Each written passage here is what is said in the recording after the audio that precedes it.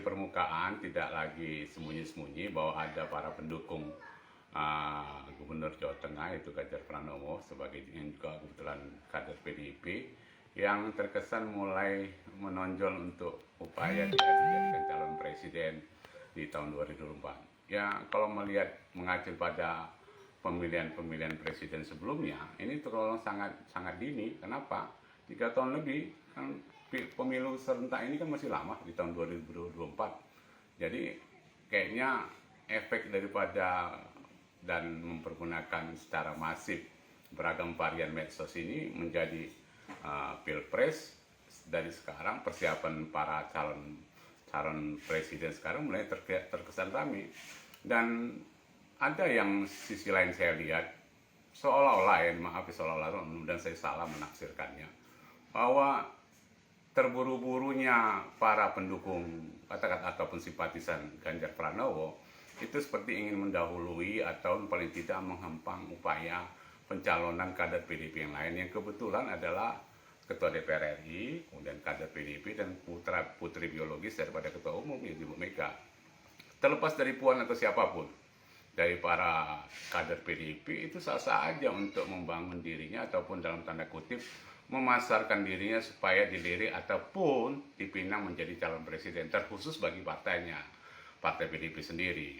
Jadi image yang terbangun atau persepsi yang terbangun seolah-olah Ganjar ini dihalangi ataupun dianaktirikan, sementara Puan diberikan kemudahan dan dianakmaskan, sebenarnya nggak sepenuhnya benar. Silakan aja nanti di PDIP sendiri kan sebagai partai senior, partai papan atas, partai yang syarat pengalaman dalam beragam era, ya dalam posisi yang di oposisi ataupun jadi partai penguasa, PDIP itu pasti punya instrumen, pasti punya mekanisme, pasti punya regulasi-regulasi terkait proses seleksi dan penetapan sebagai calon presiden ataupun wakil presiden pada setiap pemilu. Mereka sudah punya standar yang baku gitu. Jadi sebenarnya publik juga jangan terlalu membuat prasangka ataupun publik dengan beragam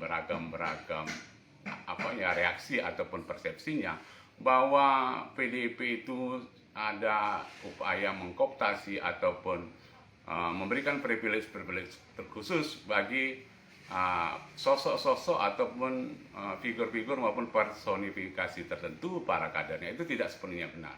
Maka biarkan saja siapapun itu, Puan K itu, Ganjar K itu, ataupun nanti Prananda, Prabowo, ataupun Risma dan lain-lain, nanti akan ada proses politik yang menjelang pemilu, menjelang pemilihan presiden akan ditetapkan mungkin secara komprehensif oleh para petinggi PDIP dan akan disampaikan oleh Ketua Umum PDIP sendiri siapa yang paling pantas bertarung untuk menjadi calon presiden yang diunggulkan dan bakal dipastikan akan menjadi pemenang. Karena PDIP sendiri apapun namanya fatsun politik itu adalah menjadi pemenang dalam suatu kontestasi pertarungan politik. Kira-kira begitu menurut saya.